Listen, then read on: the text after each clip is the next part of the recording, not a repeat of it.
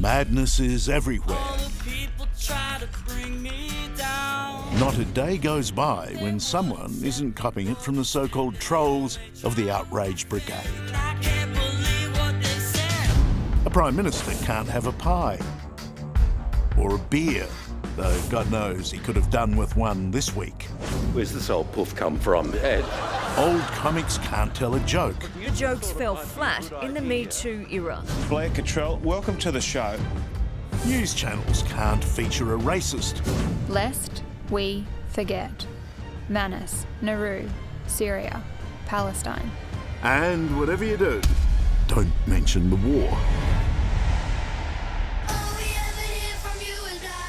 The internet, that seemed for a while to be the friend of free speech, has now turned into its enemy. The final solution. It's become a deafening echo chamber.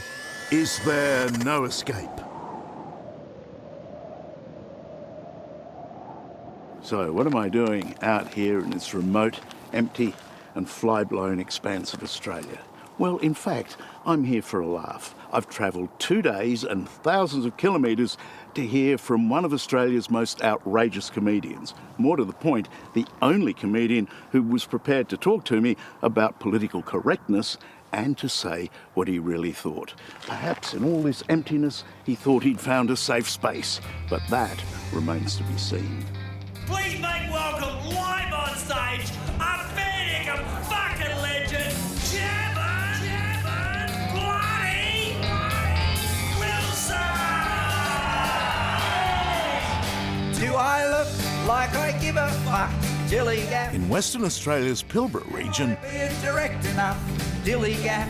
probably no one expected Karatha's flash new multi-million-dollar cultural centre would have a headline act like this.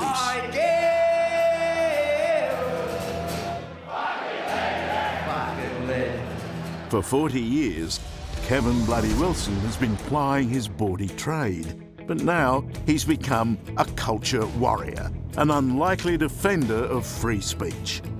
Political correctness to me, it's like a blanket, not only a blanket, but a wet blanket thrown over free speech. What are we going to do about it? Is it going to pass, or are we going to become more and more constrained? The mere fact that we're on 60 Minutes talking about it indicates to me that the world is pissed off with it, and certainly Australia is. And I see, because of this, that the pendulum is swinging back. I've got a very special guest here tonight. He's sitting over there. His name's Charles Wooley. They're shooting a program from here, and it's all about political correctness. Political correctness. What a crock of shit. If it's political, it ain't correct. Those two words don't fucking fit.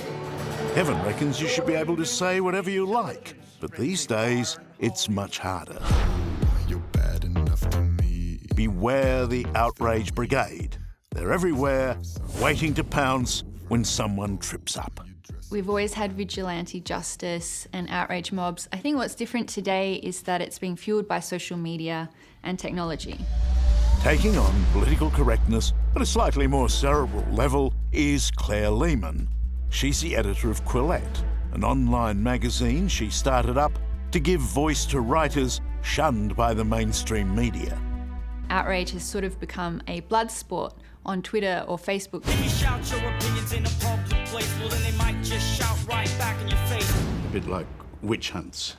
Yeah, and the interesting thing is that, like the Salem witch trials, if you get an accusation of being racist or sexist on social media, other people will be afraid to defend you because they don't want to be tainted by the association. It's like an accusation of witchcraft. It's very powerful and it's very sticky. Offenses never given, it can only be taken when the age of outrage comes to break you down. Why are these people so angry, though? Well, I think some people, they get a rush from it. There's like a dopamine kick. They feel a sense of power. If they can be outraged on social media and they can lobby a corporation or a company to change what they're doing or to sack somebody, I mean, that gives people a sense of power.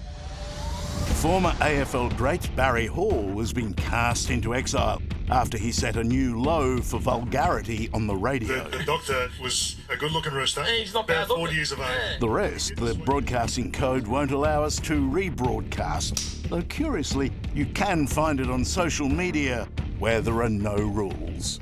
And you learned your lesson. I'll never do that again, that's for sure. It was off-the-cuff comment that was inappropriate for air. Shouldn't have been on radio, 100%. Big Bad Baz was infamously a tough guy dishing it out on the football field. But now he's unemployed, having been a too easy target for the outrage brigade.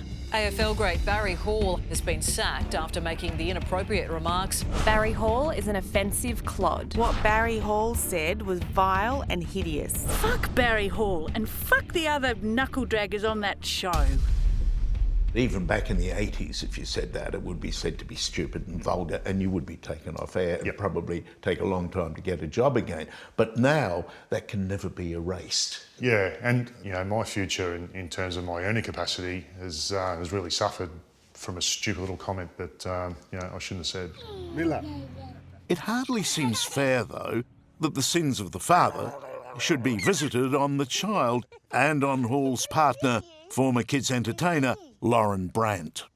What sort of attacks were they experiencing? Well, basically saying that I was a pig and she deserves me and all that stuff, and my son's ugly, and talking about harmful things to them. And I'm not talking about just harmful words, I'm talking about physical stuff. So the thing just builds and builds, doesn't it? They come from one comment to another to another. Mm-hmm. What's that like? Well, it's just a pack mentality, really. It's just to lay the boots in while you're down, and it's a form of bullying, really. They get on, and everyone's got to have their say. I had thousands and thousands and thousands of just hate. That experience of having 10,000 people expressing their displeasure can be quite terrifying for the person involved. And I think it's that scale that people are not quite aware of. Like people online getting embroiled in these mobs need to think, what is the usefulness of me being the 10,000th person to express my criticism? Was it right for him to lose his job? Yes. It's just wildly inappropriate and indecent. Georgie Dent writes for the Women's Agenda website. She thinks Big Bad Baz should be a cautionary tale.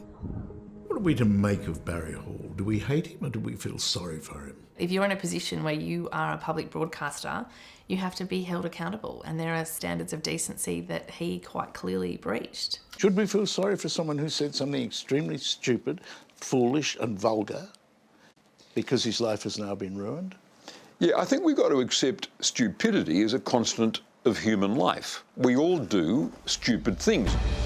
No one knows the minefields of political correctness better than former New South Wales Premier turned author Bob Carr. What did you say in your latest book that has got you cast out of the Brisbane writers? I don't know, I've got no bloody idea. Last month, both Bob Carr and fellow rabble-rouser Jermaine Greer were unfriended by the Brisbane Writers' Festival after organisers worried that the pair would prove too contentious. Their invitations were torn up before they'd even had a chance to outrage anyone.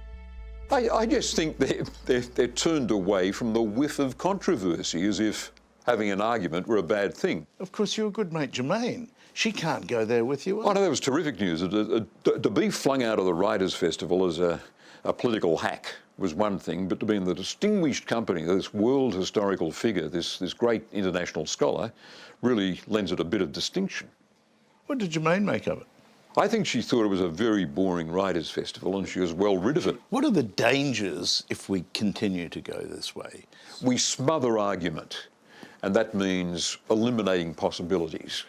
If we're going to, as a country, grow in the best possible way, we've got to be able to argue about possibilities. Still to come, the man who makes outrage disappear. Can you remove me? Can you give me such deep cover that the Kiwi Prime Minister and I have never met? Never say never. And is this the end of political correctness? Part of our culture is taking the piss out of each other. Do I look like I give a fuck? Dilly gap. It's a dangerous world out there on the internet. One bad attempt at humour, one off-colour book week costume, or one lapse of parenting judgment, and you can be damned for life. That shit crazy. Everyone's shared content on the planet. Everyone's got an iPhone, everyone's got a laptop, everyone's got a PC, everyone's using Google, and there's always a slip up of content somewhere. There's no better indication of how big a problem this has become than the existence of Brendan McAlpine, aka the Cleaner. Brendan lives on the Gold Coast but works in cyberspace. He's in the growing business of online reputation management. He is able to delve deep into the social media mire and, in some cases, fix up your mess. I'm thinking of you as a sort of cleaner who comes in and tidies up the scene. Correct. Removes the evidence. Correct. How's business? Business is good. Meeting Brendan is a happy coincidence, given that I have a little online contretemps of my own to sort out. Remember that unfortunate incident with the New Zealand Prime Minister from earlier in the year? I've met a lot of Prime Ministers in my time, but none so young, not too many so smart, and never one so attractive. The online reaction was swift, judgment was passed, and it was mostly unforgiving. It's interesting how much people have been counting back to the conception, as it were. Can you remove me? Can you give me such deep cover that the Kiwi Prime Minister and I have never met? We say never. We try every possible means to get the content down. So let's look at your footprint. So when we type in your name, because who are you? You're an asset to Google. You're their data. If I'm an asset, they're in trouble. Wooley blames cultural differences for creepy, sexist remarks. Sexist? Who's that? Oh, all those years of having great fun and speaking to some of the most famous people on earth. Yep. And it's the Prime Minister of a small South Pacific country that... Yeah. This is your legacy. But not even the Cleaner can help some people. Some sins will never be forgotten. Barry Hall. Barry Hall, yep. Now, he is beyond help, isn't he? Beyond your help. The problem for These Barry people are awful. is getting another job. Yeah. I've seen it firsthand with many people that have said the wrong thing, and now the trolls then go and target their workplace. And then that business is in a situation where they can't keep this person employed because of what the trolls are doing to their digital footprint. What happens now? Where do you go now? What's your career? What are you going to do? I don't know. I really don't know. I've got to reassess of where I'm at. And as I said, we're very blessed and lucky that, we've got a roof over our head. We can, eat and all those sorts of things. And I've got the violin out saying, "Poor me. I do the crime, I do the time."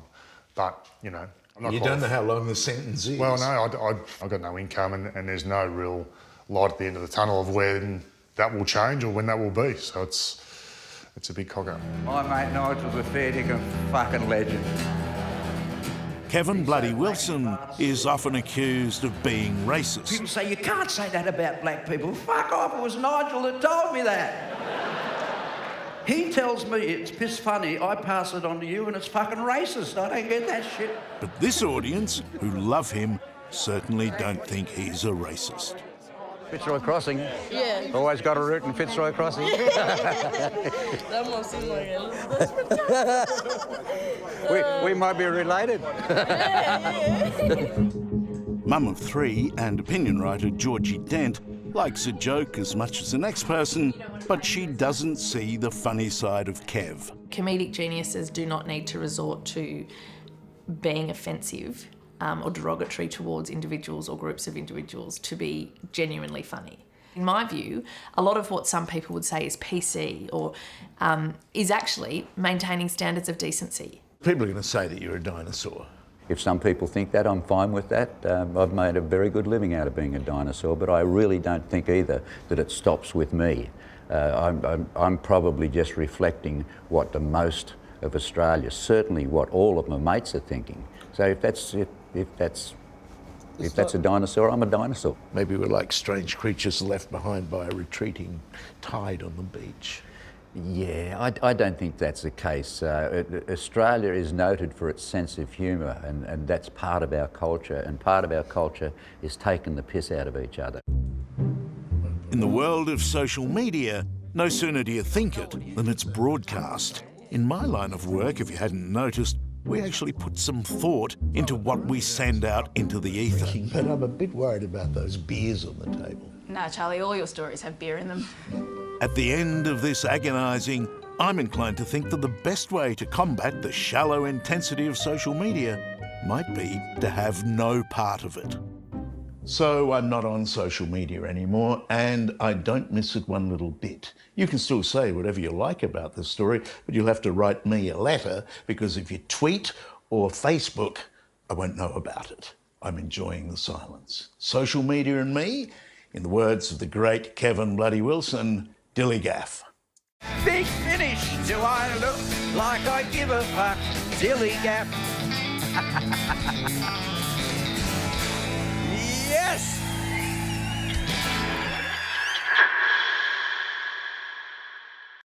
Hello, I'm Charles Wooley. Thanks for watching. To keep up with the latest from 60 Minutes Australia, make sure you subscribe to our channel. You can also download the 9Now app for full episodes and other exclusive 60 Minutes content.